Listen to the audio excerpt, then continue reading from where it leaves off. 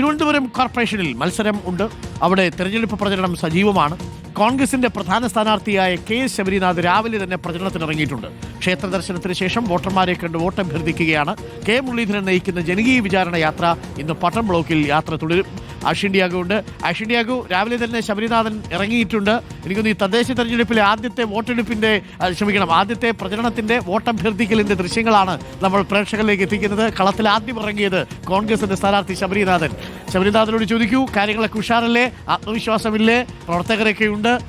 എങ്ങനെയുണ്ട് ഈ വോട്ട്? കുറച്ച് നാളിന് ശേഷം, ഒരു നീണ്ട ഇടവേളയ്ക്ക് ശേഷമാണല്ലോ ശബരിനാഥൻ സ്വയം വോട്ട് ചോദിക്കാൻ ഇറങ്ങുന്നത്.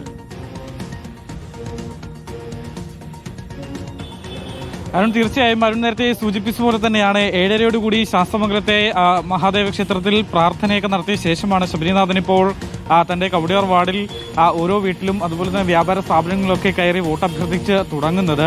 ഇപ്പോൾ നിലവിൽ നമ്മൾ പൈപ്പിൻമൂട് ഭാഗത്താണുള്ളത്. പൈപ്പിൻമൂട് ഭാഗത്തെ കടകളിലും വീടുകളിലും ഒക്കെ കയറി വോട്ടർമാരെ നേരിൽ കണ്ടാടാം ശബരിനാഥൻ തന്റെ വോട്ട് അഭ്യർത്ഥിക്കുന്നത്. മാത്രമല്ല, നമുക്ക് ഈ തെരഞ്ഞെടുപ്പിന്റെ ആദ്യഘട്ടം മുതൽ തന്നെ ഈ കോൺഗ്രസ് ആണ് ബഹുദൂരം മുന്നിൽ എന്നുള്ളതാണ്. കാരണം ആദ്യം തന്നെ അവർ സ്ഥാനാർത്ഥികളേക്ക് പ്രഖ്യാപിക്കുന്നു. മാത്രമല്ല, ഇപ്പോൾ പ്രചരണത്തിലും അവർ ഒരുപടി മുമ്പിലാണ് എന്നുള്ളതാണ്. എന്തായാലും ശബരിനാഥൻ തന്റെ ഒരു പ്രചരണത്തിന് തുടക്കം കുറിച്ചിരിക്കുന്നു എന്നുള്ളതാണ്. ഓരോ വോട്ടർമാരെ നേരിൽ കണ്ട് അവരോട് സംസാരിച്ച് അവരുടെ കാര്യങ്ങളൊക്കെ ചോദിച്ചറിഞ്ഞ് വോട്ടുറപ്പിക്കുന്ന തിരക്കിലാണ്. രാവിലെ തന്നെ അദ്ദേഹം എല്ലാവരുമായി, അതായത് സഹപ്രവർത്തകർക്കൊപ്പമാണ് രാവിലെ ഇറങ്ങിയിട്ടുള്ളത്. ഇപ്പോൾ പൈപ്പിൻമൂടിന് സമീപത്ത് തന്നെയുള്ളൊരു വീട്ടിലാണ് അദ്ദേഹം ഉള്ളത്.